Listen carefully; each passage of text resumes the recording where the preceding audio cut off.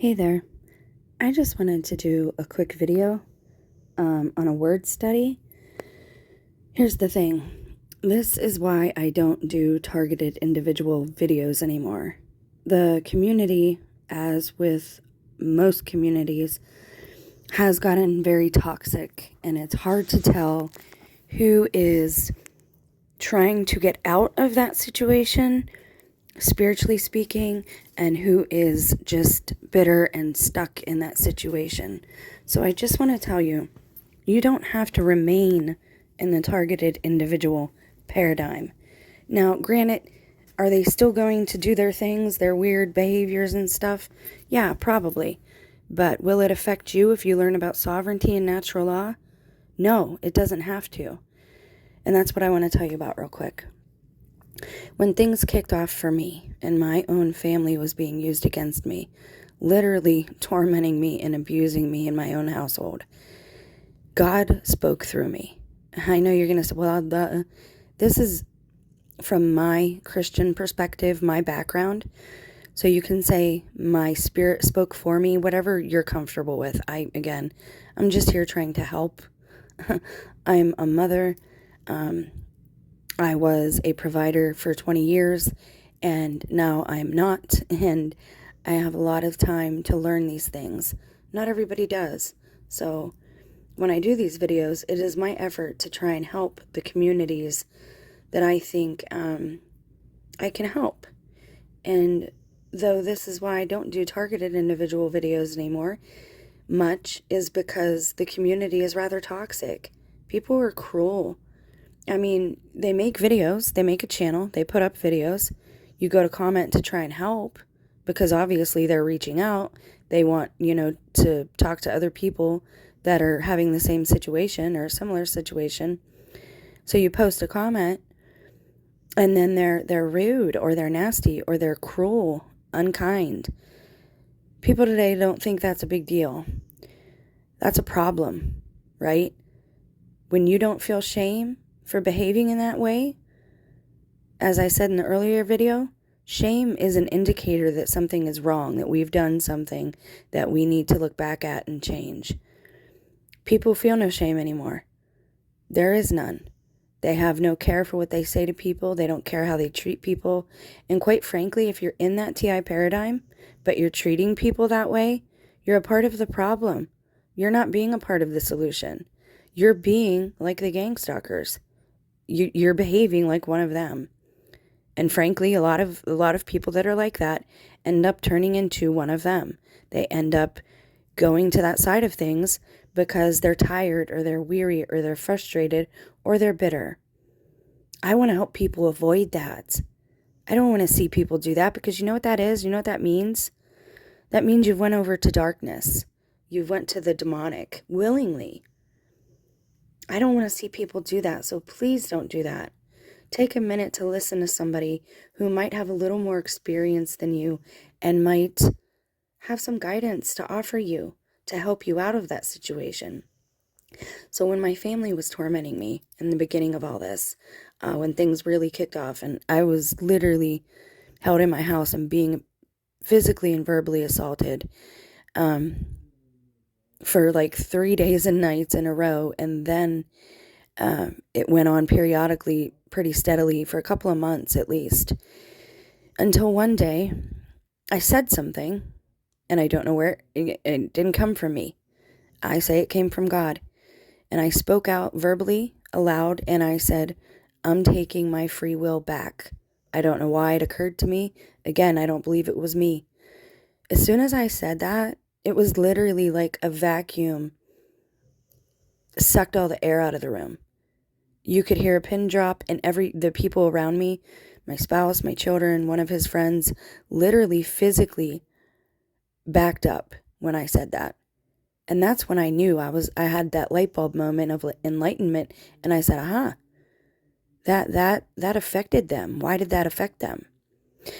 After this all happened and things calmed down, I said to my spouse and my son one day, I said something about, I wanted to work it into the conversation purposely. And I said, that's my choice. That's my free will. I said, don't you Don't you have free will? And they didn't answer me. And the spouse got very visibly angry at me. Like, you could see his face change. These people, again, we can't get mad at them because it's not them. They look like our family. They look like our friends. They sound like them. But it's not them. I mean, I've even seen them eating differently, having different mannerisms. Some of the things they do, they don't even remember doing. That's demonic. Okay, and again, I don't want to debate if it's technical or whatever. Does technology have a part in it? Sure. But if you say you believe in God, and some of you don't, and that's fine, there is a creator of this place, and there are laws that some beings have to follow. However, mankind, human beings, are sovereign. That is the gift that the Creator gave to us. We have free will. We don't even have to follow natural law. Now, I wouldn't advise you to do that because your life is going to keep going down the tubes. The more things that you do, the more infractions that you commit against other people because you're bitter or angry, that's going to go against you, and that's going to make your situation worse instead of better. I'm trying to help you get out of that paradigm because it's not healthy to be stuck in that paradigm, always being upset with other people. Now, again, am I still experiencing these things? Not as bad as other people because I don't have to go out in public if I don't want to. And because when I do go out, I am taking back roads and trails, and, I live in a semi-rural area. But things got a lot better once I understood that we are sovereign. God gave us free will. So what is sovereignty? It is supreme power or authority. Now, the creator of this place, right, is the only one that has sovereignty over mankind, right? So if we do something really against natural law, God can use his sovereignty over us in this whole place and manage that, right? And semi-control that a bit. But the gift he gave us is free will. That's why Eve was able to take the apple.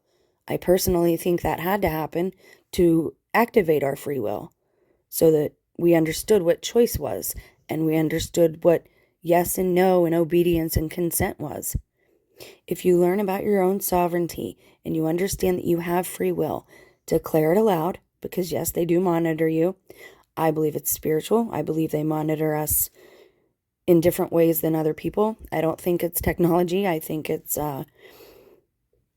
dark energy, negative energy, demonic energy, whatever you prefer to call it.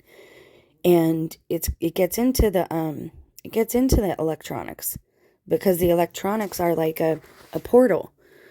Telephones are made of sand in the ocean and black obsidian. And those are both conductors, right? Black obsidian is what they used to make mirrors out of back in the day. And it can be used for portals and things like that. So I believe that our televisions, our electronics, all these things with the black screens, they can go right through that stuff. And Satan is the prince of the air, right?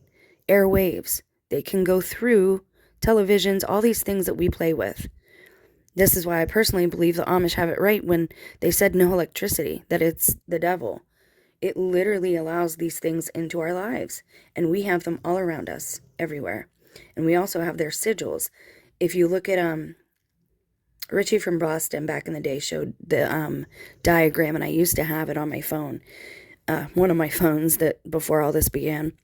But anyway, it's a diagram, and it shows you the electrical circuiting for a house or whatever. And the symbols that they use are fallen angel seals. So we have to understand, like, we are in the midst. This stuff is ingrained in our homes, okay?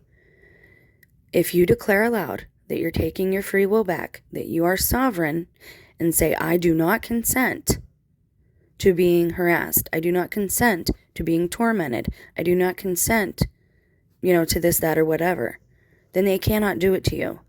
The only one that can go against what you're saying is the Most High One, the Most High God, the Creator at the tippy top of the hierarchy. Otherwise, you have free will. You have control of this.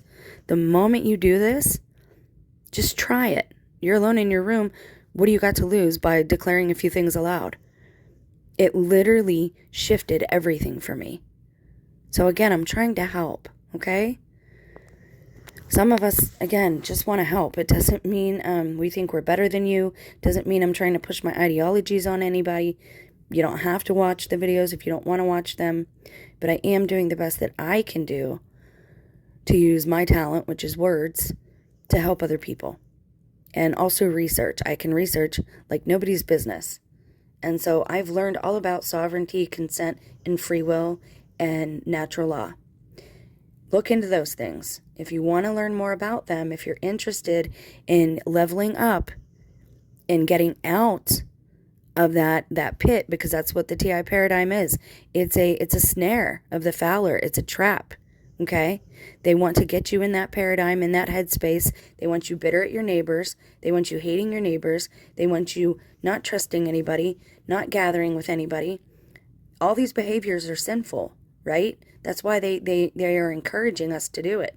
They don't want us to level up. And they're here at this time because they know that a lot of people are about to either switch teams and or level up. The saints are going to become saints very soon. And I'll talk about that in another video, but it's going to be a hard talk because it's about martyrdom. I'm going to go for now. This is longer than I thought it was going to be. I apologize for that. Learn about sovereignty. You are sovereign. You control what happens to you in this place, other than if God allows it because she thinks that you need to learn something.